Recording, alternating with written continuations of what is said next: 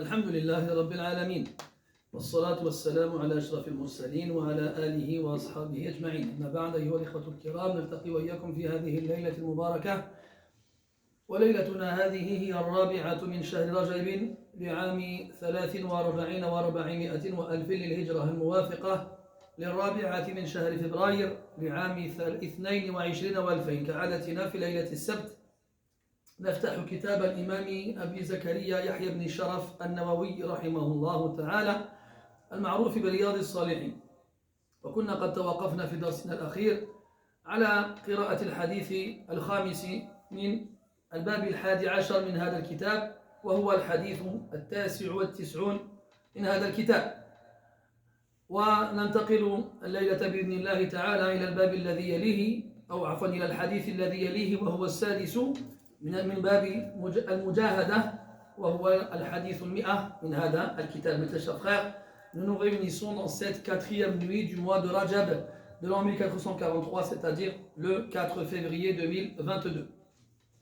Comme chaque vendredi soir, nous lisons et étudions ensemble le livre de l'imam al-Nawawi rahimahullah ta'ala intitulé Riyad al-Salihin, le jardin des vertueux. Et nous nous sommes arrêtés lors du dernier cours à la lecture du 5e hadith du 11e chapitre du livre, qui porte sur les efforts à fournir dans l'adoration d'Allah et son obéissance, qui était le 99e hadith depuis le début du livre. Et on reprend aujourd'hui avec le hadith suivant, le 6e du 11e chapitre, c'est-à-dire le 100e depuis le début du livre.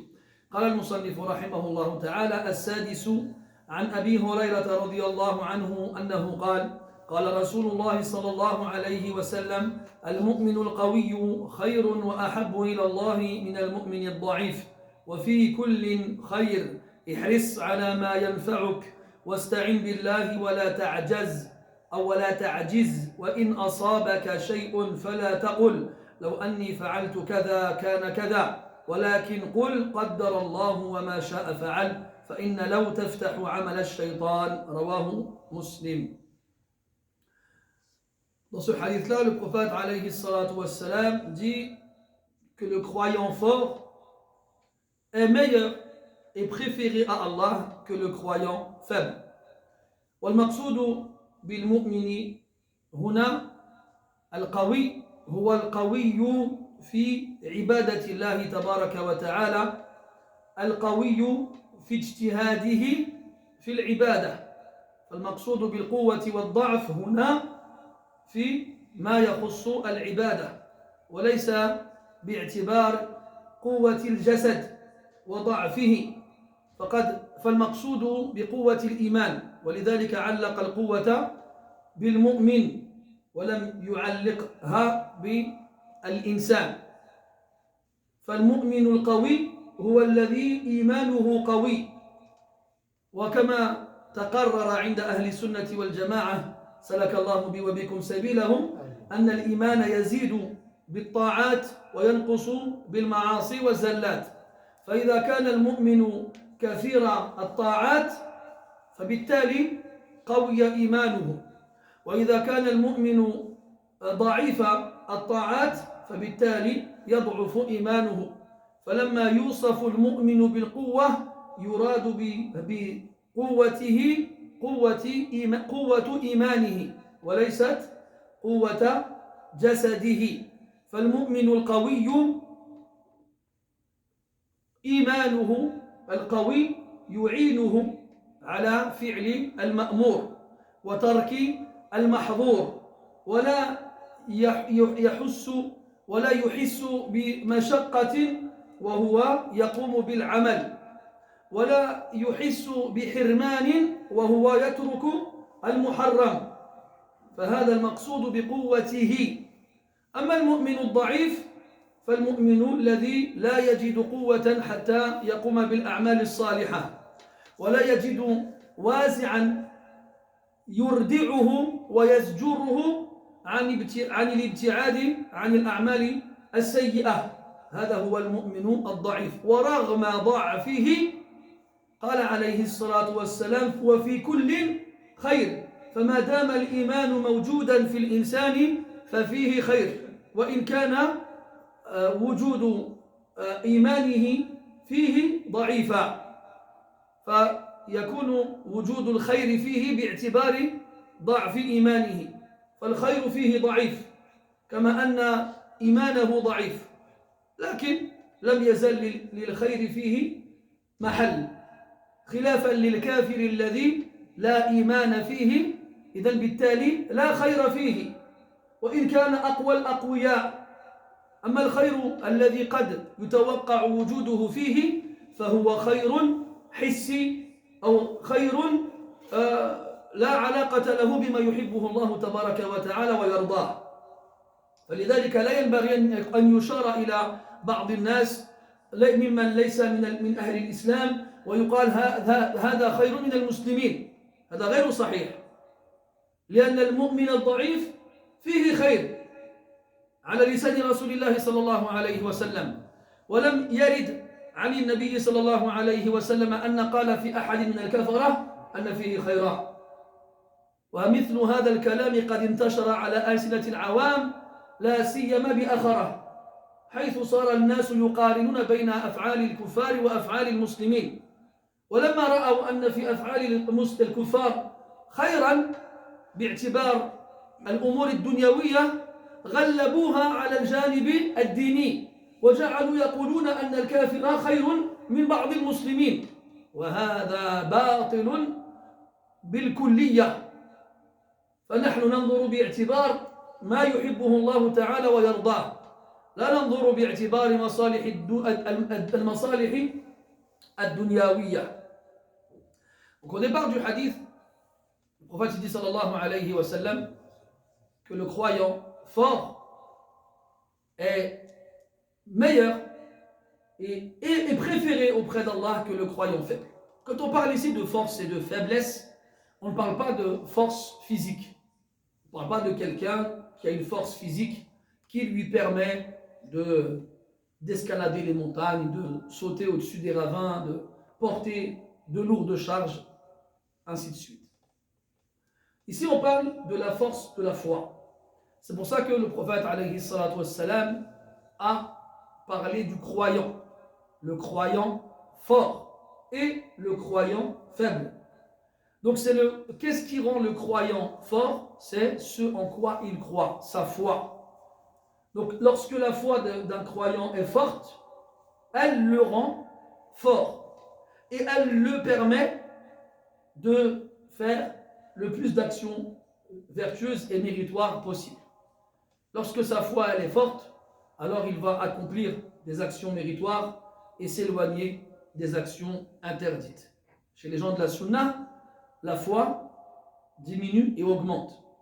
Elle augmente par les bonnes actions et diminue par les mauvaises. Donc si la foi augmente par les bonnes actions, le croyant fort est celui qui fait beaucoup de bonnes actions. Et à l'inverse, si la foi diminue à cause des mauvaises actions, alors le croyant faible est celui qui ne fait pas beaucoup de bonnes actions. Et quand on parle de faire des bonnes actions, ça inclut autant l'accomplissement de ce qui est ordonné que de s'éloigner de ce qui est interdit. Donc le croyant fort est celui qui va accomplir au maximum les actions ordonnées et s'éloigner au maximum des actions interdites.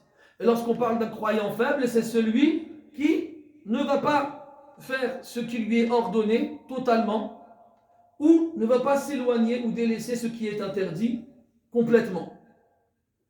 Et quand on parle de force, on parle de capacité à faire le plus d'actions vertueuses. N'oublions pas que l'auteur rahimahullah ta'ala a cité ce hadith dans un chapitre qui traite du fait de fournir des efforts dans l'adoration d'Allah subhanahu wa ta'ala.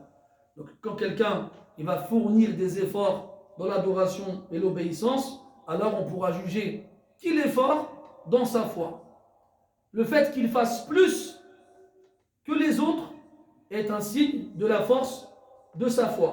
Et à l'inverse, quelqu'un qui ferait moins que les autres, cela sera un signe de la faiblesse de sa foi. Donc ça va ensemble.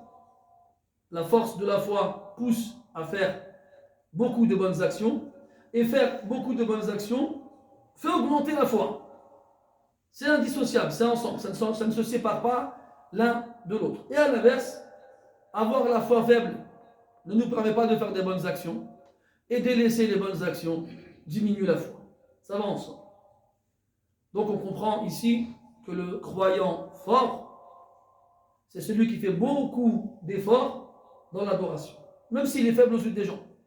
Même si c'est quelqu'un qui n'est pas forcément capable de porter de certains poids. Même si c'est quelqu'un qui n'est pas capable de courir à une certaine vitesse ou de sauter une certaine hauteur. Même si c'est quelqu'un qui peut avoir la peau sur les os. Ce n'est pas ça qui compte. Nous, on regarde l'adoration. On ne regarde pas les capacités physiques. Et ne vous trompez pas. Combien d'hommes ou de femmes robustes, solides, forts, musclés sont capables d'exploits dans ce qui est physique et sportif, alors qu'à la prière ou à la mosquée, ce sont les derniers. N'arrivent pas à tenir. Pour que tu comprennes le sens de la hawla wa la quwwata illa billah. Et tu peux être le plus fort, le plus rapide, le plus agile. Cette force-là, c'est Allah qui te l'a donnée. Et s'il veut, il la reprend. Et autant il t'a donné une force physique, mais il ne t'a pas donné une force spirituelle. Et c'est de celle-là dont tu as besoin pour te rapprocher de lui à travers les bonnes actions. Donc ce qui compte, c'est cela. On en a déjà vu plein de comme ça.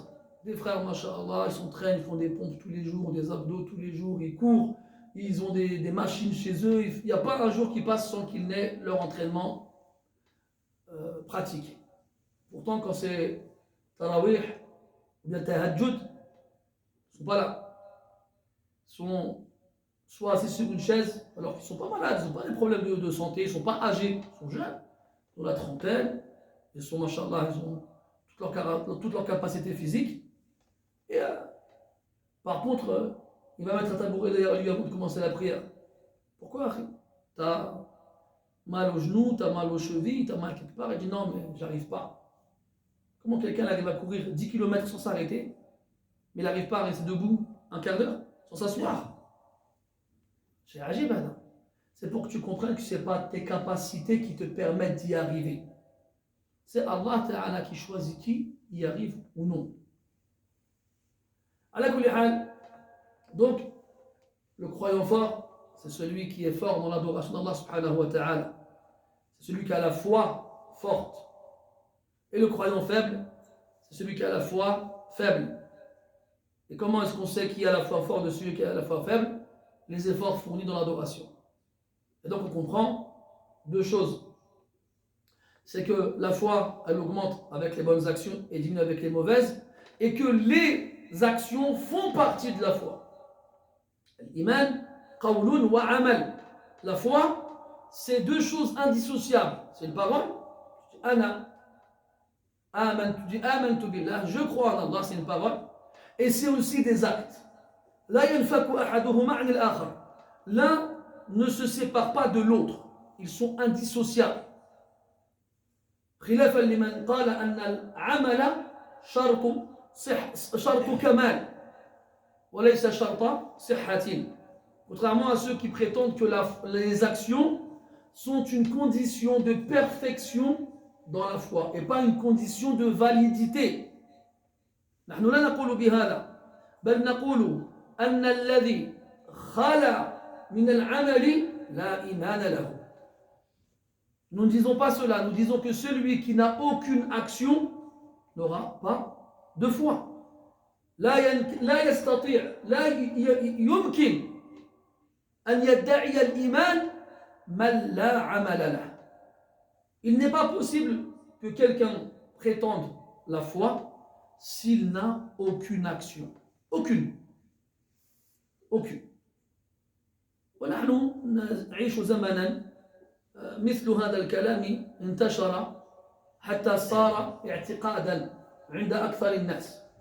Et nous, on vit à une époque où cette parole-là, elle est très très répandue jusqu'à être devenue la croyance, on va dire, classique chez les gens. Comme quoi, ce qui compte, c'est ce que j'ai dans le cœur. Ce que les gens ils disent. Moi, je crois. Je ne pratique pas, mais je crois. On a développé un nouveau mustalah, un nouveau vocabulaire, c'est que je suis croyant non pratiquant.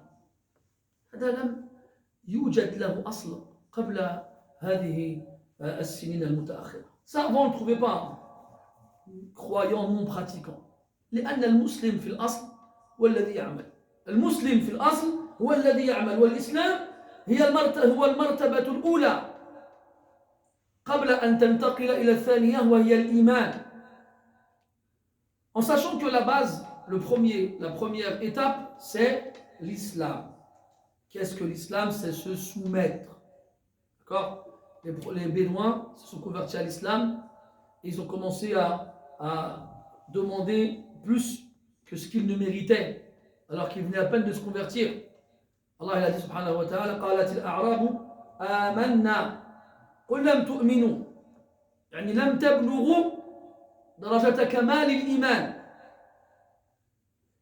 لأنه لو أراد بذلك أصل الإيمان لازم من ذلك أن يكونوا كفارا وليس الأمر كذلك لأن الله تعالى يقول بعدها ولكن قولوا أسلمنا ولما يدخل الإيمان في قلوبكم يعني الإيمان لم يستقر بعد على وجه الكمال في قلوبكم. Les Bédouins ils sont venus dire au prophète alayhi salatu wassalam, nous croyons. Ils nous ont dit ça pour essayer de gratter, d'obtenir des faveurs. Allah a ordonné au prophète de leur répondre, قل لن تؤمنوا, vous ne croyez pas. Est-ce qu'il faut comprendre ici qu'il vise la foi dans sa base? Non. Mais il vise la foi dans sa totalité, dans sa perfection. Car il y a la foi dans sa base, ce qui te distingue de ceux qui ne croient pas, et la foi dans sa totalité, dans sa perfection, ce qui te distingue de celui qui a la foi qui n'est pas complète. Lam tu'minu, vous ne croyez pas complètement, parfaitement. Mais dites aslamna. Cependant, dites nous sommes soumis. C'est la prière. Jeûner. Il s'acquittait de l'impôt et faisait le pèlerinage. C'est pour ça qu'Allah il a dit nous sommes musulmans parce qu'on fait les actions de l'islam. Mais vous n'êtes pas encore arrivé au degré de la foi complète. Et la foi n'est pas encore entrée dans vos cœurs. Vous n'êtes pas encore arrivé à ce stade-là. Le stade de la foi complète, de la foi parfaite.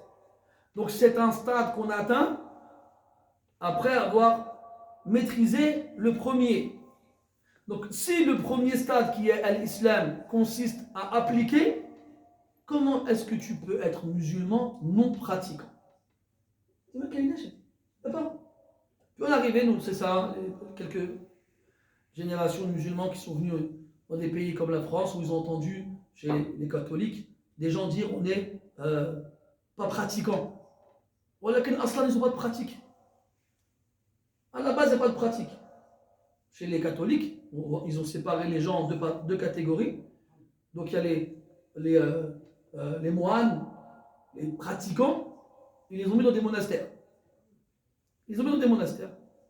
Puis à la masse, les gens, eux, qu'est-ce qu'ils sont dans leur vie de tous les jours? Ils viennent à l'église le dimanche matin, c'est tout. C'est-à-dire la pratique c'est leur pratique. Et quand ils disent qu'ils ne sont pas pratiquants, ça veut dire qu'ils ne vont pas à l'église.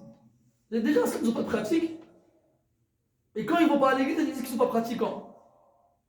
Alors, il y a des musulmans qui sont arrivés, c'est pas mal ce principe-là. De s'affilier à une religion, mais de ne pas être pratiquant. Eh bien, qu'est-ce qui se passe?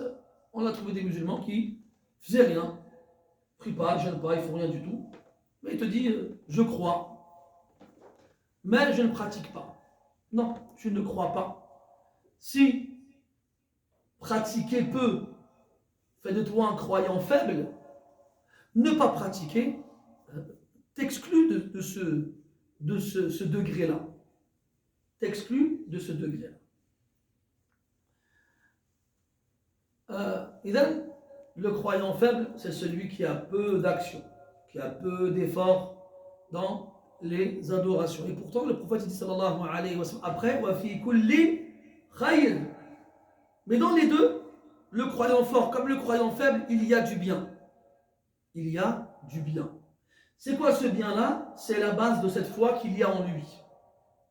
À partir du moment où il croit en Allah Azza wa Jal, en ses anges, en ses livres, en ses prophètes, au jour dernier, elle a prédestiné, bonne et mauvaise, et que cette foi-là fait naître chez lui un minimum d'action, alors il y a du bien en lui. Ce qui signifie que celui qui n'a pas la foi, il n'y a pas de bien en lui. Il n'y a pas de bien en lui. Et quand on parle de présence de bien, on parle d'un point de vue religieux, de ce qu'Allah Ta'ala il aime et agrée. Donc celui qui ne croit pas, il n'y a pas de bien en lui par rapport à cette façon de voir les choses. Tu peux voir hein, quelqu'un qui ne croit pas, qui va construire des hôpitaux pour les pauvres, des orphelinats pour les orphelins, des puits dans les pays où on souffre de la soif, qui va arpenter les rues pour donner son argent aux gens dans le besoin, quelqu'un de souriant, de gentil, d'agréable, avec un bon comportement. Tu veux dire, il y a du bien en cette personne-là. On va dire oui. Il y a du bien si on regarde, humainement parlant, socialement parlant, oui, il y a du bien dans cette personne-là. Mais selon la définition du bien dans le Coran et la Sunna, il n'y a pas de bien en lui à partir du moment où il n'y a pas de foi en lui. Et là, tu comprends que on entend souvent des gens dire, on continue encore sur la lancée des paroles qu'on entend beaucoup aujourd'hui. D'un côté, non, c'est un croyant, même s'il ne pratique pas, il dit la ilaha illallah, ça suffit. Ça ne suffit pas, ce la ilaha illallah, hein, il repose sur des piliers. Il y a des salafs qui disaient, on leur demandait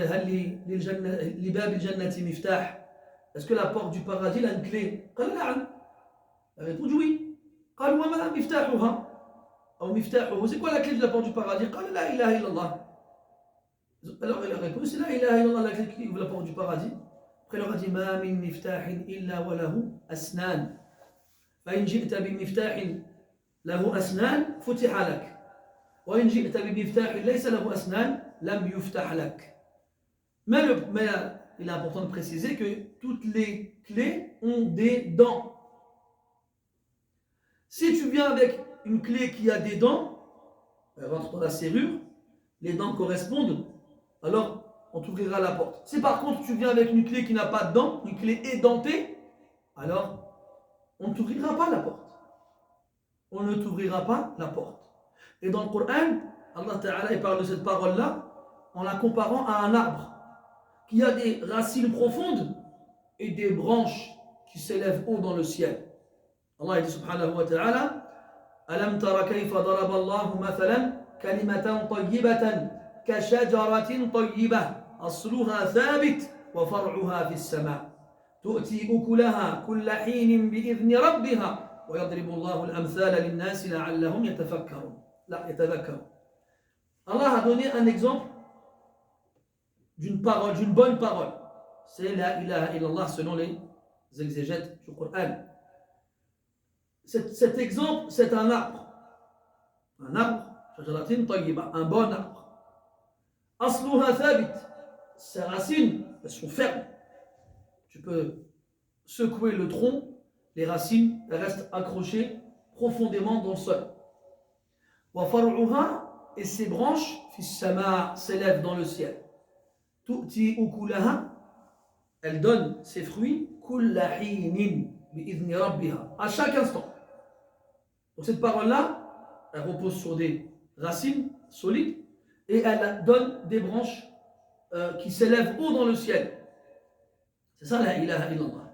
Et quand la ilaha illallah ne repose pas sur ses branches, sur ses racines solides, elle ne donne pas de branches qui vont haut dans le ciel. Exemple, les hypocrites. Allah il a dit d'eux, إِذَا جَاءَكَ الْمُنَافِقُونَ قالوا نشهد إنك لرسول الله والله يعلم إنك لرسوله والله يشهد إن المنافقين لكاذبون. Les hypocrites, lorsqu'ils viennent à toi, ils disent nous attestons et témoignons que tu es le messager d'Allah. Mais Allah il sait que tu es son messager. Et Allah il témoigne que les hypocrites ne sont que des menteurs. Comme elle ne reposait pas sur des bases solides, elle n'a pas donné de fruits. Quand ils font la prière, وإذا قاموا إلى الصلاة قاموا كسالى يراءون الناس ولا يذكرون الله إلا قليلا. Quand ils font la prière, ils se lèvent fainéants. Ils font ça pour se faire voir des gens et ils n'évoquent Allah que très peu.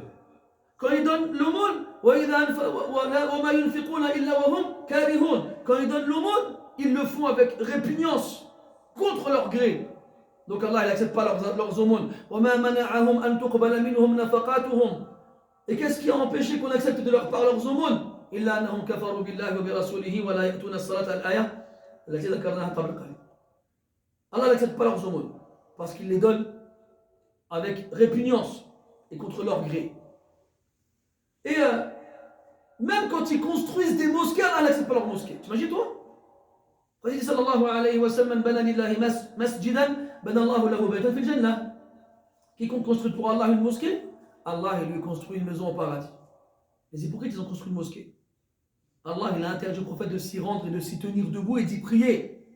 والذين اتخذوا مسجدا ضرارا وكفرا وتفريقا بين المؤمنين وإرصادا لمن حارب الله ورسوله من قبل ولا يحلفن إن أردنا إلا الحسنى والله يشهد إنهم لكاذبون.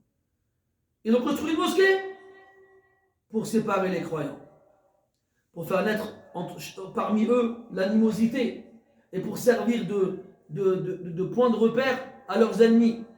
Et ils jurent qu'ils n'ont voulu à travers cela que le bien. Et Allah il atteste que ce ne sont que des menteurs. La taqum fihi abada. Ne t'y rends jamais, ne t'y tiens jamais debout. Leurs prières ne leur est pas utile. Pourtant ils prient. Leurs aumônes ne sont pas acceptées. Leur mosquée, on n'a pas le droit d'y prier. Vous vous rendez compte? Pourtant ils disent la ilaha illallah. Et ils viennent à la mosquée. Il dit sallallahu alayhi wa sallam, أثقل الصلوات على المنافق الفجر والعشاء. Il dit que les prières les plus lourdes pour les hypocrites sont celles d'Al-Fajr et de l'Isha. Ce qui signifie que les autres prières, elles ne sont pas lourdes pour eux. Elles sont légères.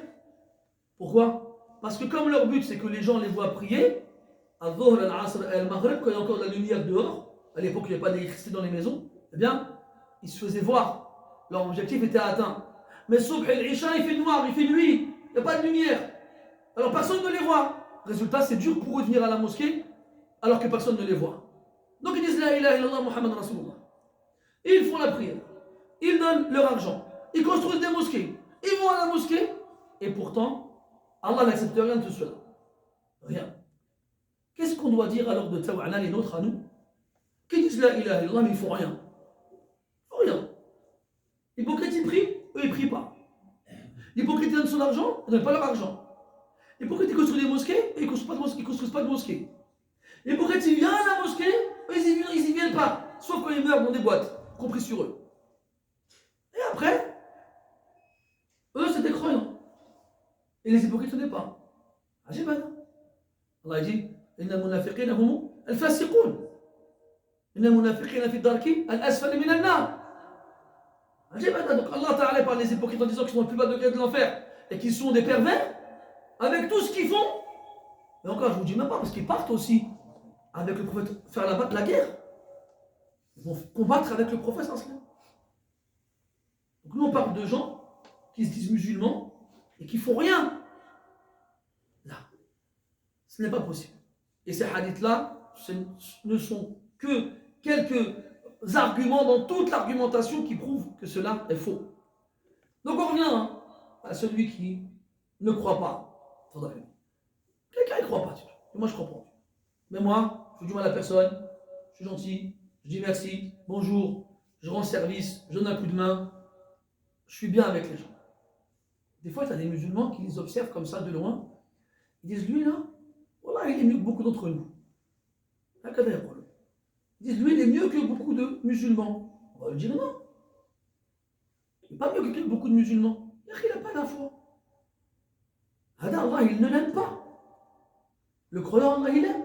Regarde le hadith. Il dit, khayrun wa ahabbu ila Allah. Il a employé ce mot tafdil qui est un pronom superlatif, comme quoi le croyant fort est meilleur et préféré auprès d'Allah Azza wa Jalla. Ça veut dire que le croyant faible, malgré la faiblesse de sa foi, Allah Ta'ala il l'aime d'un amour proportionnel à sa foi, comme le croyant fort. Mais celui qui n'a pas la foi, Allah il l'aime pas. Allah a dit dans le Coran, innahu la yuhibbul kafirin. Il n'aime pas ceux qui ne croient pas. Allah ne les aime pas. Contrairement à ce qu'on entend de la part de beaucoup, dans certaines religions, comme quoi Dieu aime toutes ses créatures. Non, c'est faux. Allah dit dans le Coran, وَقَالَتِ الْيَهُودُ وَالنَّصَارَى نَحْنُ أَبْنَاءُ اللَّهِ وَأَحِبَّاؤُهُ قُلْ فَلِمَ يُعَذِّبُكُمْ بِذُنُوبِكُمْ بَلْ أَنْتُمْ بَشَرٌ مِّمَّنْ خَلَقَ يَغْفِرُ لِمَنْ يَشَاءُ وَيُعَذِّبُ مَنْ يَشَاءُ الآية. Les Juifs et les chrétiens, ils ont dit, nous sommes les enfants d'Allah et nous sommes ses préférés, ceux qu'il aime le plus. Allah, dans le prophète, de leur répondre, dis-leur, pourquoi vous punit-il alors quand vous péchez, quand vous faites des péchés? Vous n'êtes que des humains qu'il a créés. Vous n'êtes que des humains qu'il a créés. Et Allah nous a informé dans le Coran qu'il aimait les croyants. الذين آمنوا وعملوا الصالحات سيجعل لهم الرحمن ودا. Et il a dit aussi, إنه لا يحب الكافرين. Donc il a réuni les deux. Il nous a dit qu'il aimait les croyants et qu'il n'aimait pas ceux qui ne croient pas. Donc comment toi tu peux venir dire que quelqu'un qui ne croit pas est meilleur que quelqu'un qui croit parce qu'il tient la porte aux personnes âgées ou bien qu'il s'arrête pour laisser traverser les piétons au passage piéton ou bien parce qu'il aide sa voisine à porter ses sacs de course? C'est bien tout ça. Mais ça ne vaut rien devant quelqu'un qui a la foi. D'ailleurs, cette personne-là qui fait du bien, Allah il la récompense pour le bien qu'elle a fait ici-bas. Ce bien qu'elle a fait ici-bas, Allah il la récompense pour ce bien-là. من كان يريد الحياة الدنيا وزينتها نوفي إليهم أعمالهم فيها وهم فيها لا يبخسون. Celui qui veut se bander ses parures et ses beautés, nous le rétribuerons pleinement pour les actions qu'ils y ont accomplies ici. Fiha وهم فيها لا يبخسون. Et ici-bas, ils ne seront point lésés. أولئك الذين ليس لهم في الآخرة إلا النار. Voici ceux qui n'auront rien d'autre dans l'au-delà si ce n'est l'enfer. Si ce n'est l'enfer. Allah Ta'ala la yadlimuhum wa la yabkhasu haqqahum. Allah Ta'ala ne les lèse pas et ne leur fait point de tort. Ils ont fait du bien, il les récompense en conséquence ici-bas. Dans l'au-delà, ils n'auront rien du tout. Idem, le croyant fort est celui dont la foi est forte. Et celui dont la foi est forte est celui qui fait beaucoup d'efforts dans l'adoration. Car la foi augmente avec les bonnes actions. Et quand on parle de bonnes actions, ça inclut autant l'accomplissement de ce qui est ordonné, c'est-à-dire obligatoire et recommandé, comme le fait de délaisser ce qui est interdit, que ce soit illicite ou détestable. Ça englobe tout cela.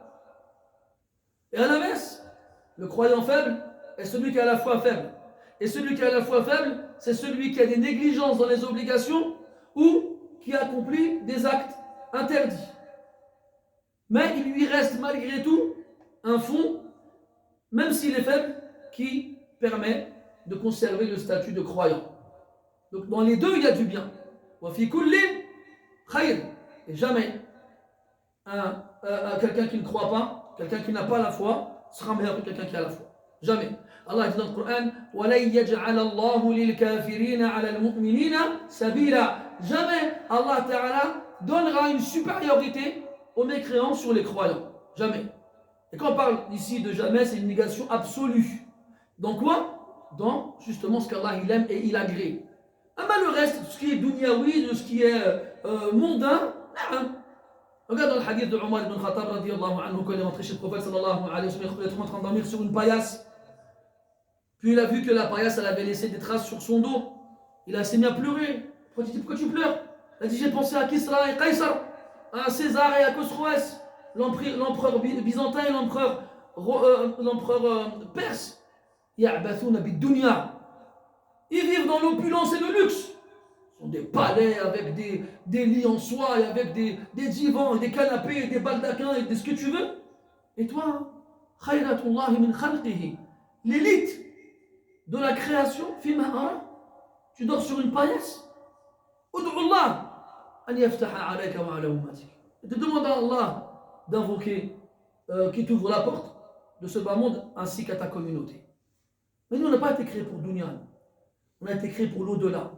Le dunya, on leur laisse لا ننافسهم فيها. On ne rivalise pas avec eux pour ce bas monde. On leur laisse. Parce qu'on espère faire partie de ceux qui auront l'au-delà. Comme il disait Ali ibn Abi Talib radiyallahu anhu, إن الدنيا ارتحلت مدبرة وإن الآخرة ارتحلت مقبلة ولكل منهما بنون فكونوا من أبناء الآخرة ولا تكونوا من أبناء الدنيا فاليوم عمل ولا حساب وغدا حساب ولا عمل. Ali radiallahu anhu disait, ce bas monde s'en est allé en tournant le dos. Ça y est, il est derrière nous. Et l'au-delà arrive face à nous. Et chacun d'entre eux a des enfants. Soyez les enfants de l'au-delà et ne soyez pas les enfants de ce bas monde. Car aujourd'hui, il y a des actions, il n'y a pas de jugement. Et demain, il y aura un jugement et il n'y aura pas d'action. فَكُونُوا مِنْ أَبْنَاءِ الْآخِرَةِ. Et شوف سبحان الله التشبيه بليغ وجميل جدا. Ali radiallahu anhu il compare ce bas monde et l'au-delà à des parents. Et dans une autre parole, il compare ce bas monde à une femme qui divorce 3 fois consécutives. Il dit يا دنيا أنت طالق طالق طالق 3 تطليقات غري غيري. Il s'adresse à ce bas monde en lui disant tu es divorcé, tu es divorcé, tu es divorcé. 3 divorces consécutifs qui te rendent interdite à moi définitivement. Va tromper quelqu'un d'autre que moi. Ghurri ghayri. Et Al-Ilbiri rahimahullah ta'ala, en se basant sur ce sens-là, il disait تفت فؤادك الأيام فتى وتنحت جسمك الساعات نحتا وتدعوك المنون دعاء صدق ألا يا صاحي أنت أريد أنت أراك تحب عرسا ذات خدر أبت طلاقها الأكياس بتا أراك تحب عرسا ذات خدر. Je constate que tu es amoureux d'une jeune femme qui est très très belle. أبت طلاقها الأكياس بتا. Alors que les gens rusés et intelligents l'ont divorcé définitivement. Définitivement. Ne te fie pas aux apparences. يقال أن رجلا تزوج امرأة طلقها الحارث بن عباد. والحارث بن عباد كان رجلا معروفا في الجاهلية قبل الإسلام. فلما عاشرها 10 أيام أعجب بها وتعلق قلبه بها فذهب إلى زوجها القديم وقال له لقد غبنت في طلاقك المرأة والله لقد وجدتها من خيرة النساء. فتبسم الحارث وقال له عش رجبا ترى عجبا وأرسلها مثلا. وبعد أيام رجع الزوج المغبون إلى الحارث وقال والله لقد كنت صادقا والله لقد رأيت منها عجب العجاب ولقد علمت الآن لماذا طلقتها وفرقتها. Ils disent que Al-Harith ibn Ubad, c'était un homme qui a vécu avant l'islam, qui était connu pour sa bravoure, sa force, sa richesse, sa générosité, ainsi de suite. Il a divorcé une femme.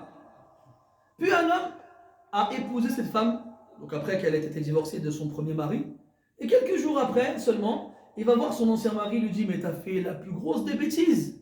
Pourquoi tu l'as divorcée? Wallahi, qui a fait partie des femmes les meilleures. Et là, le Harith, il sourit, lui dit un proverbe arabe, c'est lui le premier qui en est à l'origine. Ish rajaban tara ajaban. Vis jusqu'au mois de Rajab. D'ailleurs, on est au mois de Rajab. On est au mois de Rajab. Il a dit vis jusqu'au mois de Rajab, tu verras des choses étonnantes. Et l'homme, il le regarde comme ça, il dit rien. Il retourne auprès de sa nouvelle femme qu'il aime tant. Il est amoureux d'elle, il ne voit plus qu'elle. Les jours y passent et le masque tombe. Hein? C'est comme, tu vois, les tickets de jeu à gratter. T'as un truc en bas, c'est marqué nul si découvert. Là, c'est pareil. Nul si découvert. Alors, quand il a découvert la nullité, il est retourné auprès de Harith et il lui a dit ah, je comprends maintenant pourquoi tu l'as divorcé. Je t'avais dit. Eh bien, Dunya, c'est pareil. La Dunya, c'est pareil. Elle est là, elle est belle, tu fais des avances, tu fais des clins d'œil, elle t'appelle, te dit viens, épouse-moi, tu verras, on vivra heureux, d'amour et d'eau fraîche, on aura tout, on ne manquera de rien. Toi, tu es charmé, tu es séduit, tu es tenté, alors tu acceptes. Et quand tu as croqué dans la pomme, eh bien, c'est trop tard. Et elle t'a déjà abandonné. Puis il dit après, sallallahu alayhi wa sallam, ihris ala ma yanfa'uk. ihris ala ma yanfa'uk. والحرص هو بذل ما للإنسان من جهد وطاقة وقوة في عمل مرغوب يرغب فيه. احرص على ما ينفعك. والحرص سجية موجودة في جميع بني آدم، ولكن الفارق هو فيما يحرص الإنسان عليه. فلذلك قال عليه الصلاة والسلام احرص على ما ينفعك، اجعل حرصك فيما يعود عليك بالنفع، فهذا يخرج ما يعود عليك بالضرر. فما كان ضارا ففر منه فرارك من الأسد، ففر منه فرارك من الأسد. أما ما فيه نفعك فاحرص عليه وابذل جهدك في نيله وفي حصوله. ولا أنفع للعبد مما يقربه إلى الله سبحانه وتعالى، لا أنفع للعبد مما يقربه إلى الله جل وعلا. فلذلك إذا رأيت أن الله تبارك وتعالى قد فتح عليك بابا من أبواب العبادات فاحرص عليه، فإنك لا تدري متى يغلق هذا الباب في وجهك، ولعلك تترك الفرصة تذهب ظنا منك أن الباب سيفتح عليك من جديد، ولكن لن يفتح عليك هذا الباب بعد ذلك أبدا. فلا تضيع هذه الفرصة، احرص على ما ينفعك، الطاعة والعبادة، واستعن بالله. لا تعتمد على ما تظن أنه منك، فإن القوة والعزة لله جميعا. فلذلك يقول المصلي الذي يتوجه إلى المسجد وهو يسمع صوت الأذان يحوقل، يقول يقول حي على الصلاة،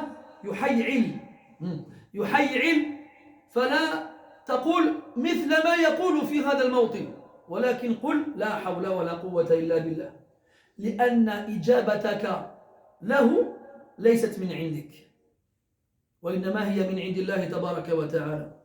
فإن أعطاك الله تعالى القوة لتخرج من بيتك ولتتجه نحو المسجد ولتدخله فتصلي فيه، هذا كله من فضل الله سبحانه وتعالى وليس من قوتك في شيء. واستعن بالله، فاسأل الله العون والإعانة والسداد. ومن ذلك قول النبي صلى الله عليه وسلم لعبد الله بن عباس رضي الله عنهما: إذا سألت فاسأل الله، وإذا استعنت فاستعن بالله. وفي سورة الفاتحة قوله تبارك وتعالى: إياك نعبد وإياك نستعين. وتقديم المعمول على العامل يفيد الحصر، أي لا نستعين إلا بك، لا نستعين إلا بك فيما لا يقدر عليه إلا أنت، ولا قدرة لأحد أن يعينك على طاعة الله سوى الله سبحانه وتعالى. فاسأله أن يعينك، ومن سأله عونه بصدق وإخلاص أعانه الله تبارك وتعالى إن شاء. واستعن بالله ولا تعجز، لا تعجز، لغتان بالفتح والكسر، وفي رواية لا تعجزن بنون التوكيد الخفيفة، وما كان قبلها كان مفتوحا ولا بد، إذا طبعا لم يتصل بضمير الجمع فحينئذ يكون له إعراب آخر. على كل حال ولا تعجز، لا تقول لا أستطيع، لا تقول أنا أتكسل، لا تقول لا رغبة لي فيه، لكن جاهد نفسك وإياك وموافقتها وطاعتها فإن النفس لأمارة بالسوء وإن النفس تكره الحركة التي في نظرها لا تعود عليها بالنفع فخالف هواك واعصي هواك وانحرف عن هواك تنجو وتفلح. Puis il dit ensuite احرص على ما ينفعك. الحرص en arabe, la traduction qui lui est la plus proche, c'est l'avidité. Mais le problème, c'est qu'en français, l'avidité, c'est un terme qui a un caractère péjoratif. Ce n'est pas quelque chose qu'on emploie positivement. Quand on dit de quelqu'un qu'il est avide, ce n'est pas une qualité. Mais si vous voulez, c'est lorsque quelqu'un il veut faire quelque chose fortement et qui va tout faire pour y arriver. C'est al-hirs. C'est ça, al-hirs.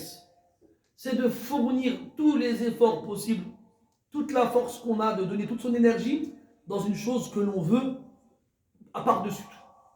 C'est ça, al-hirs. Et ce hirs, on l'a tous en nous. Tous en nous. Il y a quelque chose qu'on veut par-dessus tout et pour lequel on fournit tous les efforts possibles. Après, cette chose-là, eh bien, elle peut être bonne, comme elle peut être mauvaise. Et la plupart du temps, elle est mauvaise. C'est pour ça ici qu'il a précisé, alayhi salatu wassalam, ihris ala ma yanfa'uk. C'est-à-dire, efforce-toi dans les choses qui te sont profitables, dans les choses qui vont t'apporter un bien, qui vont être utiles, ce qui exclut le fait de s'efforcer dans les choses qui ne vont pas être profitables, inutiles, voire même nuisibles et nocives. Donc on a trois choses. Ce qui nous est profitable, ce qui n'est ni profitable ni nuisible, et ce qui est nuisible. Et il y a des gens qui sont attirés par ce qui est nuisible et qui vont faire tous leurs efforts pour y arriver. Il y a des gens qui vont être attirés par ce qui n'est ni profitable ni nuisible et qui vont faire tous leurs efforts pour y arriver. Et enfin, il y a des gens qui sont attirés par ce qui est profitable et qui vont faire tous leurs efforts pour y arriver. Donc si tu dois faire tous tes efforts pour arriver à faire une chose, que ce soit une chose qui t'est profitable. Et quand on parle de profit, bien entendu, on parle de profit par rapport à l'au-delà, pas par rapport à ce bas monde. Parce qu'on n'a pas été créé pour ce bas monde. On a été créé pour l'au-delà, comme on l'a dit tout à l'heure. Ce bas monde, on le laisse aux autres. Ceux qui ne croient pas en l'au-delà, ceux qui pensent qu'après la mort, il n'y a rien, c'est normal qu'ils font tout pour obtenir ce qu'ils veulent. Parce que pour eux, après cette vie, il n'y a plus d'autre vie. Mais nous, on sait que ce bas monde nous offre une vie limitée. Une vie dans laquelle il y a la facilité et la difficulté. Et après cette vie-là, il y aura l'au-delà. Une vie dans laquelle il n'y aura plus de faim. Une vie, pour ceux qui ont cru, dans laquelle il n'y aura plus aucune difficulté. Pourquoi moi je vais fournir tous mes efforts pour une vie limitée, où il y a la difficulté, quitte à me priver d'une vie illimitée, dans laquelle il n'y a aucune difficulté? Celui qui réfléchit comme ça, voilà, c'est l'idiotie incarnée dans un être humain. Et là, tu vas comprendre que le mécréant, à défaut d'être meilleur que le croyant, il va être plus logique dans sa façon de faire. Parce qu'un mécréant qui fait tout pour obtenir ce qu'il y a ici-bas, parce qu'il ne croit pas dans l'au-delà, c'est cohérent. Mais quand un croyant qui te dit non, moi je crois qu'après la mort il y a une vie, moi je crois à l'enfer ou au paradis, moi je crois au fait qu'après on va être ressuscité et ne jamais mourir, et pourtant il ne fait rien pour l'au-delà et il s'efforce d'obtenir les choses de ce bas monde, il n'est pas cohérent. Il n'est pas fidèle à cette logique. Il n'est pas cohérent. Donc cette avidité dans laquelle on s'efforce, qu'elle soit dans les choses qui nous soient profitables. Et si les choses qui nous sont profitables, ce sont celles qui sont durables, alors c'est tout ce qui a un lien avec l'au-delà. Et ce qu'Allah Ta'ala il aime et agrée. Donc si tu dois fournir tes efforts, t'efforcer dans quelque chose, efforce-toi dans ce qui va revenir à toi avec quelque chose qui t'est profitable. L'adoration d'Allah subhanahu wa ta'ala et son obéissance. Et son obéissance. Il dit wasta'in billah wa la ta'jaz. Wasta'in billahi wa la ta'jaz. Il demande l'aide d'Allah. Ista'ana talabu al-aun. C'est le fait de demander l'aide. Demande à Allah de t'aider. Allah dit subhanahu wa ta'ala wasta'inu bis sabri was salah. Ya ayyuhalladhina amanu ista'inu bis sabri was salah. Allah nous ordonne de rechercher de l'aide à travers l'endurance et la prière. Et dans le Fatiha, Allah Ta'ala dit Iyyaka na'budu wa iyyaka nasta'in. Et en fait, ici, dans la phrase, on a inversé les parties de la phrase. C'est-à-dire qu'on a mis le complément d'objet direct avant le verbe. Dans l'ordre classique d'une phrase verbale, on a le verbe, le sujet, le complément d'objet direct. Ici, on a inversé les parties en mettant d'abord le complément d'objet direct, puis le verbe et enfin le sujet. Et chez les Arabes, l'inversement des parties de la phrase a un but, c'est d'indiquer l'exclusivité. C'est-à-dire que nous ne demandons, comme nous n'adorons qu'Allah, nous ne demandons l'aide que d'Allah. Nous ne demandons l'aide que d'Allah. Et il est important de préciser ici que on fait référence à l'aide que seul Allah peut apporter. Si par exemple, je ne sais pas, mon téléphone tombe par terre et je dis Cédric, tu peux me donner mon téléphone? Il va m'aider? Ah, bien sûr, il n'y a pas de mal. C'est une chose qu'il peut faire. Il est présent, il a la capacité de le faire. Il n'y a pas de mal à lui demander. Même si la perfection, c'est ne pas lui demander non plus. Al-Muhim, et on a le hadith justement d'Ibn Abbas radiallahu anhuma, où le prophète dit sallallahu alayhi wa sallam, lorsque tu demandes, demande à Allah. Et lorsque tu veux l'aide de quelqu'un, demande celle d'Allah. Et donc si toi tu veux adorer Allah Ta'ala, être rapproché de lui, et fournir tes efforts dans ce qui te rapproche de lui, et ce qui va revenir à toi avec du bien, alors demande à Allah de t'aider dans cela. À la fin de la prière, le prophète sallallahu alayhi wa sallam, il a appris à Mu'adh de dire, radiallahu anhu, Allahumma a'inni ala dhikrika wa shukrika wa husni ibadatik.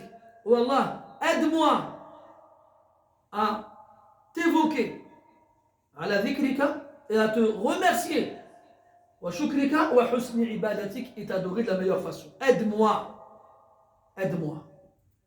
Et ça, c'est pour que tu comprennes que quels que soient les efforts que tu peux fournir dans l'éventualité où tu ferais partie de ces gens-là, de cette élite, de ces rares personnes qui fournissent leurs efforts et qui s'efforcent dans le bien et les bonnes actions. Ne tombe pas dans un autre extrême, celui de moi je suis le meilleur, moi j'ai réussi, moi j'ai fait tel nombre de raka'at dans la journée, moi j'ai de tel nombre de pièces dans la journée, moi j'ai lu tel nombre de pages du Coran dans la journée, moi je suis resté toute la journée à la mosquée. Non, tu n'as rien fait. C'est Allah qui t'a permis de le faire. Et le prophète sallallahu alayhi wa sallam nous a appris à répéter ce que disait le mu'adhin, celui qui appelle à la prière. On répète ce qu'il dit. Il dit Allahu Akbar, Allahu Akbar, on dit Allahu Akbar, Allahu Akbar. Il dit Ashhadu an la ilaha illallah, on dit Ashhadu an la ilaha illallah. Sauf quand il dit Hayya ala salah, Hayya ala al-falah. Accourez à la prière, accourez à la réussite. Là, tu ne dis pas Hayya ala salah comme lui, ou bien Hayya ala al-falah comme lui. Là, tu dis La hawla wa la quwwata illa billah. Tu dis il n'y a de force et de puissance qu'en Allah Azza wa Jalla. Pour que tu comprennes que le fait que tu sortes de chez toi et que tu te diriges vers la mosquée à pied ou dans ta voiture et que tu te rends dans la mosquée et que tu y pries, ce n'est pas le fruit de tes capacités, de tes moyens physiques. C'est Allah qui t'a permis de le faire.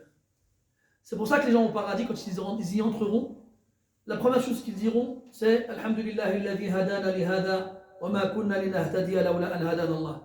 Ils diront que soit loué Allah, celui qui nous a guidés vers cela, et nous n'aurions pas pu y arriver sans qu'il ne nous y guide.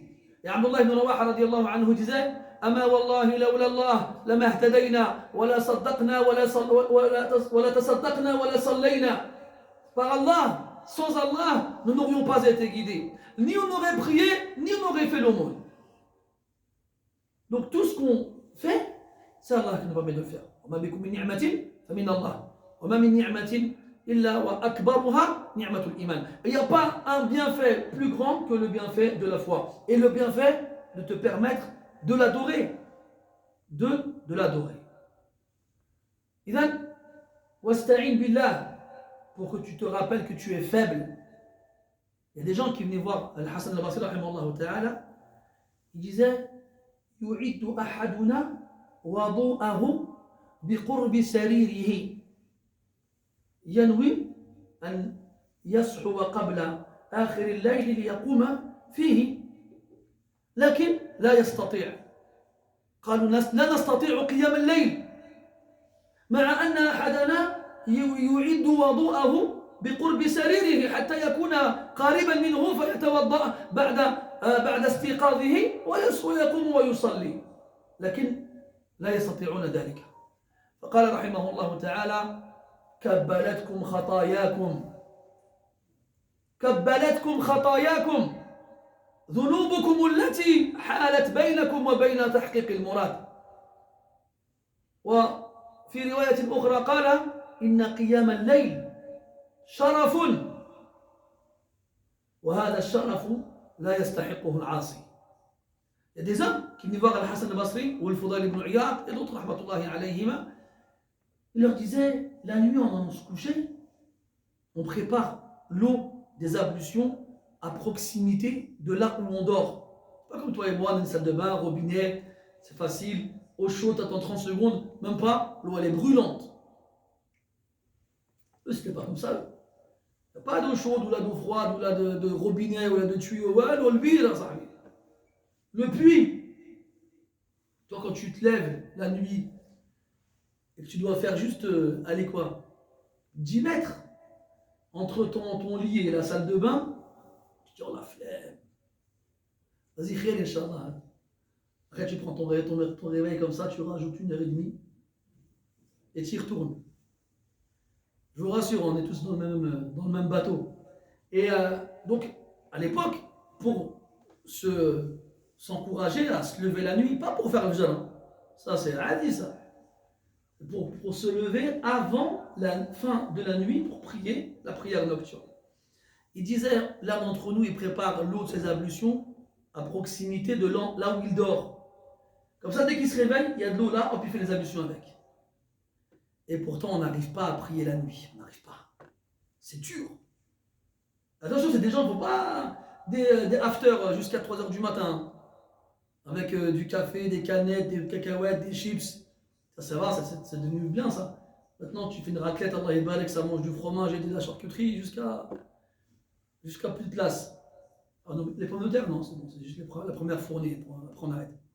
Et voilà, c'est des gens, ils ont une alimentation saine, ils ont une hygiène de vie correcte, ils se couchent tôt. Et pourtant, ça n'arrive pas à se lever la nuit après. Alors, la réponse, elle leur est tombée dessus comme le coup près de la guillotine. Voilà la lame qui tombe dessus, là, qui te coupe la tête. Hein. Et voilà, il leur a dit, Al-Hassan il leur a dit, prier la nuit, c'est un honneur. Et le pécheur ne mérite pas cet honneur. L'autre il dit quoi? Il dit ce sont vos péchés qui vous ont ligoté, qui vous ont enchaîné, qui vous empêchent de vous lever. Wallahi mes frères, que même tu fais une nuit blanche, et je pense ici on a tous connu ça. Des nuits blanches, en bonne compagnie, on parle de tout et de rien.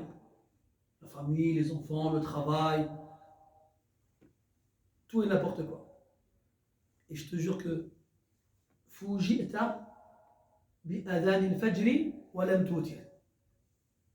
que tu es surpris d'entendre l'appel à la prière de l'Fajr et que tu n'as même pas encore fait le witr. Une nuit entière elle est passée. Tu n'as pas fait une raka'a, une, avec Qul huwallahu ahad après le Fatiha. T'imagines? Comme quoi c'est pas une question de dormir, pas dormir, de moyens. Non, c'est Allah Ta'ala qui choisit. C'est Allah subhanahu wa ta'ala qui choisit qui il veut. Toi tu vas te lever, toi tu vas pas te lever. Toi tu vas venir à la mosquée, toi tu vas pas venir à la mosquée. Toi tu vas prier, toi tu vas pas prier. Et quand Allah est choisi, c'est avec justice. وَرَبُّكَ يَخْلُقُ مَا يَشَاءُ وَيَخْتَارُ. Allah il crée ce qu'il veut et il choisit. Et quand il guide et qu'il égare, c'est avec justice. فَرِيقًا هَدَى وَفَرِيقًا حَقَّ عَلَيْهِمُ الضَّلَالَةُ. Certains il les a guidés et d'autres méritaient l'égarement. إذن فاستعن بالله. Demande à Allah de t'aider. Demande à Allah de t'aider. ولا تعجز ولا تعجز ولا تعجزن. Et ne fais pas l'incapable. Ne fais pas celui qui ne peut pas. Ne te laisse pas abattre en prétextant que tu n'y arrives pas. Là. Parce que, heureusement pour nous, Allah Ta'ala, il ne nous récompense pas en fonction du résultat. Il nous récompense en fonction de l'effort. Ne dis pas, moi, j'y arrive pas. Eux, je ne sais pas pourquoi, comment ils y arrivent. Ils arrivent à apprendre le Coran, ils arrivent à apprendre l'arabe, ils arrivent à lire des livres, ils arrivent à prier la nuit, moi, j'arrive pas. Ça sert à rien, je le fais. J'y arrive pas. Non. Ça, c'est ce que le Shaitan, il aimerait que tu dises et que tu fasses pour te fermer la porte des bonnes actions. Fais. Et c'est pas grave si tu n'y arrives pas. Ce qui compte, c'est que ce chemin, tu y sois. Pas que tu arrives à destination. Parce que la destination, c'est un point que personne ne pourra atteindre. Tu ne pourras pas. Allah dit dans le Coran, وَاعْبُدْ رَبَّكَ حَتَّى يَأْتِيَكَ الْيَقِينَ. Et adore ton Seigneur jusqu'à ce que la certitude te parvienne. Et el-maut, la mort. Continue sur ce chemin-là. Et ne t'inquiète pas du résultat.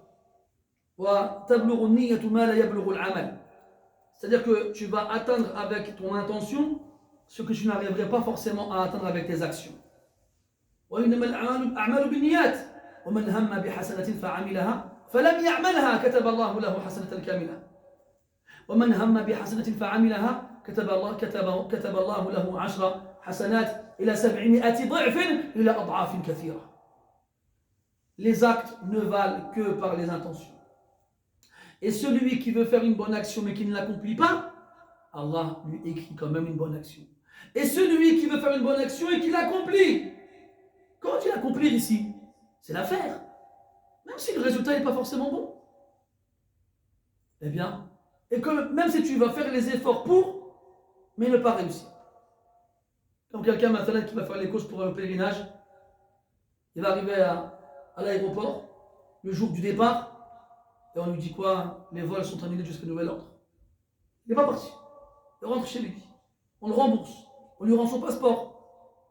Il reste chez lui. Mais il a la récompense parce qu'il a fourni les efforts pour. Bien sûr, il n'a pas la même récompense que celui qui a fait le pèlerinage. Mais il est quand même récompensé parce qu'il a fait les efforts pour. Donc, il y a un qui n'était jamais perdant. Ne dis pas, ça ne sert à rien, j'arrive pas. Moi, j'arrive pas. Il y a un qui, tu t'assois dans une assise comme celle-ci. Tu comprends rien.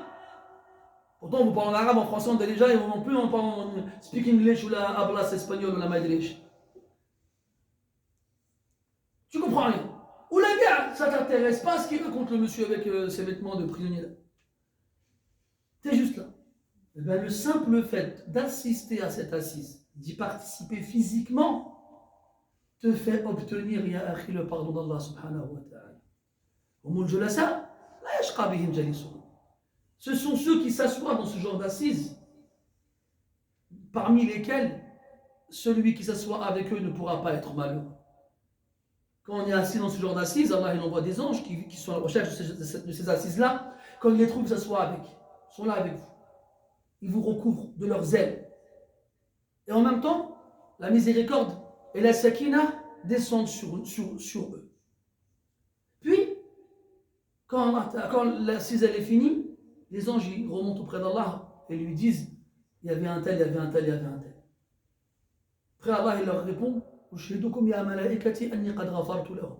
vous prends tous à témoin aux mes anges que je leur ai pardonné. Et là il y a un ange qui dit fihim fulan al-khata kana ma'ahum li haja li gharad. Il y avait parmi eux un tel, le gros pécheur. Il n'était présent que parce qu'il avait besoin de quelqu'un. Tant qu'on lui passe la clé ou pour rentrer quelque part ou la Mouhim. Tout à l'heure il a ramené ses chaussures, il s'est trompé, il est venu chercher. des exemples, il y en a un milliard. Puis il est là, bon, vas-y, c'est pas fini, là, c'est pas encore là, après je vais m'asseoir. Je vais écouter. Bon, regarde, j'écoute même pas. Le son, il me chatouille les oreilles. C'est tout. Et alors, Allah Ta'ala, il répond, quels que soient ceux qui s'assoient parmi eux, eh bien, le simple fait d'être assis avec eux suffira à ce qu'ils ne soient pas malheureux. Et qu'eux aussi, ils profitent de cela. Il ne faut pas se fermer les portes à nous-mêmes, il ne faut pas se priver nous-mêmes de ce bien. Et chaque fois qu'une porte s'ouvre à nous, il faut y mettre un pied, il faut y laisser une trace, une empreinte. Que cette trace-là témoigne pour nous au jour du jugement. Un jour, j'étais là. Vous savez, Ibn Hajar, il parle d'un homme, à son époque, qui était un fermier, quelqu'un qui travaille dans les champs.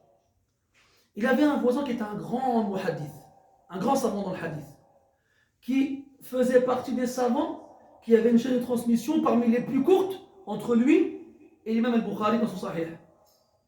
Son voisin, donc le fermier, le fellah, celui qui travaille la terre, là, naqata lahu wala jamal fi ilm al-hadith. Il n'a rien à voir avec la science du hadith. Il était avec son voisin, le shir, un jour, et le shir, il a reçu des élèves qui sont venus lire le Bukhari sur lui. Alors le shir, il a dit à son voisin, Jalisna, reste avec nous. Tastafid min barakatil majlis. Tu vas tirer profit de la bénédiction du hadith, de l'assise. Alors il est resté. Hatta hadara qira'at al-kitab kullihi. Et il a assisté à la lecture du livre en entier. Puis le shir, il meurt. Et comme il a assisté à la lecture du livre, il a eu la chaîne de transmission du shir. Et il s'est retrouvé avec une chaîne parmi les plus courtes, fit dunya, sur terre. Les gens, ils venaient et ils lui disaient le Bukhari, il ne comprenait rien. C'est là, vas-y, d'accord. قد يكون القارئ أعلم منه بمراد الحديث وإنما يحمل السند فقط.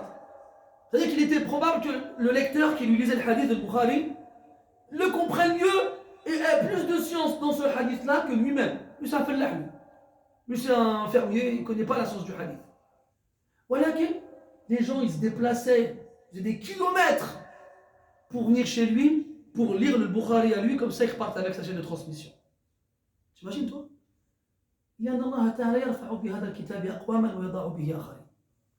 Allah Ta'ala, il élève ce livre, c'est des gens avec ce livre-là, et il rabaisse d'autres avec le même livre. On a trouvé une nusra, une copie manuscrite d'un livre qu'on appelle Mukhtar al-Sihah. C'est un petit dictionnaire de poche connu chez Talabat al-Ilm. On a retrouvé une nusra makhtouta bikhat al-yad, manuscrite, écrite à la main. Et à la fin du livre, on trouve un petit mot. كتبه الفقيرة إلى أو كتبته الفقيرة إلى عفو ربها فلانة بنت فلانة ولا يؤاخذني القارئ فيما عثر عليه من خطأ فقد كنت أكتب بيميني وأنوم الصبيان بشمالي. À la fin du livre, tu trouvais une note. Imagine-toi quelqu'un qui écrit un livre en entier de sa main déjà. Est-ce que ça t'est déjà arrivé toi? Tu as déjà eu l'idée saugrenue, bizarre, de prendre un livre chez toi et de le recopier en entier à la main. Pourquoi tu ferais ça aujourd'hui? Alors on a trouvé une copie, imaginez-vous, ça fait des siècles. On l'a trouvé dans un coffre, avec de la poussière et des toiles d'araignée. Ah tiens, pourtant, c'est écrit à la main. On tourne les pages, on arrive à la dernière page et on trouve un mot. Comme quoi ce livre-là, il a été recopié par une femme qui donne son nom, X, fille de X.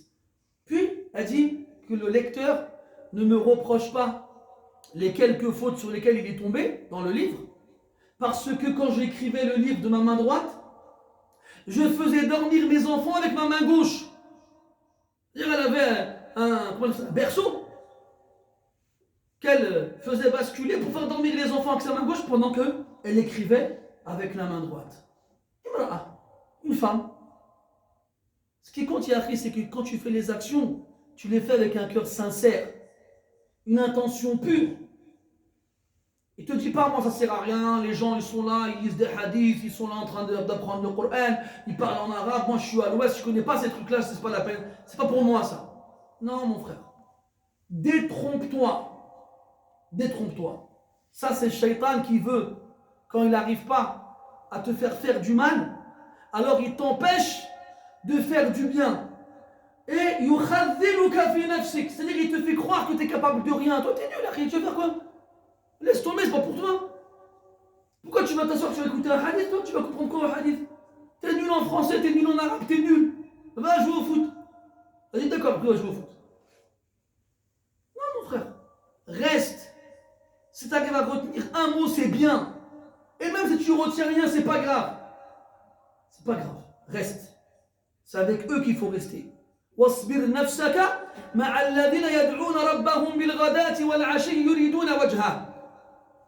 Force-toi à rester avec ceux qui évoquent leur Seigneur matin et soir, ils ne recherchent que son visage. Force-toi à rester avec eux. واصبر نفسك معهم. Reste avec eux. Wallahi, le simple fait de rester avec eux, c'est un sharaf. Allah Ta'ala, il a donné un honneur à un chien, jusqu'à le citer dans le Coran, juste parce qu'il a accompagné les gens de la grotte, en le comptant parmi eux. T'imagines toi, t'invites des gens chez toi, tu leur dis, vous êtes combien? Et ils te répondent, on est 6, avec le chien on est 7. Mais qui fait ça? Personne ne fait ça. Personne ne va compter le chien comme faisant partie du groupe. Allah, il a compté le chien comme faisant partie du groupe. سيقولون ثلاثة رابعهم كلبهم ويقولون خمسة سادسهم كلبهم رجما بالغيب ويقولون سبعة وثامنهم كلبهم. Et juste avant, elle a dit quoi? وكلبهم باسط ذراعيه بالوسيط. C'est que le seul moment dans l'histoire où Allah parle du chien, c'est qu'il était assis devant l'entrée de la grotte, les pattes posées comme ça. Il montait la garde. Et le simple fait d'avoir accompagné ces hommes, ces jeunes, c'était des jeunes. Innahum fityatun amanu bi rabbihim. C'était des jeunes qui ont cru en leur Seigneur. Le simple fait d'avoir eu le privilège d'accompagner ces jeunes hommes pieux et vertueux a suffi à avoir l'immense honneur d'être évoqué dans une sourate par des milliards et des milliards et des milliards de musulmans jusqu'à la fin des temps. وَكَلْبُهُمْ بَاسِطٌ ذِرَاعَيْهِ بِالْوَسِيطِ. Donc reste avec eux. Tu ne peux pas apprendre, c'est pas grave, reste avec eux. Comme il disait le poète, comme il disait le poète, il disait quoi déjà? Essayez de leur ressembler si vous n'arrivez pas à être comme eux. Le simple fait de leur ressembler est en soi-même une victoire. نسأل الله سبحانه وتعالى أن يلحقنا بالصالحين. اللهم أحينا مسلمين وأمتنا مؤمنين غير خزايا ولا مفتونين والحقنا بالصالحين واحشرنا في زمرة خير الأنبياء والمرسلين وادخلنا في أعلى فراديس الجنان يا رحيم يا رحمن. سبحانك اللهم وبحمدك أشهد أن لا إله إلا أنت نستغفرك ونتوب إليك وصلى الله على نبينا محمد وعلى آله وأصحابه أجمعين والحمد لله رب العالمين وبارك الله فيكم.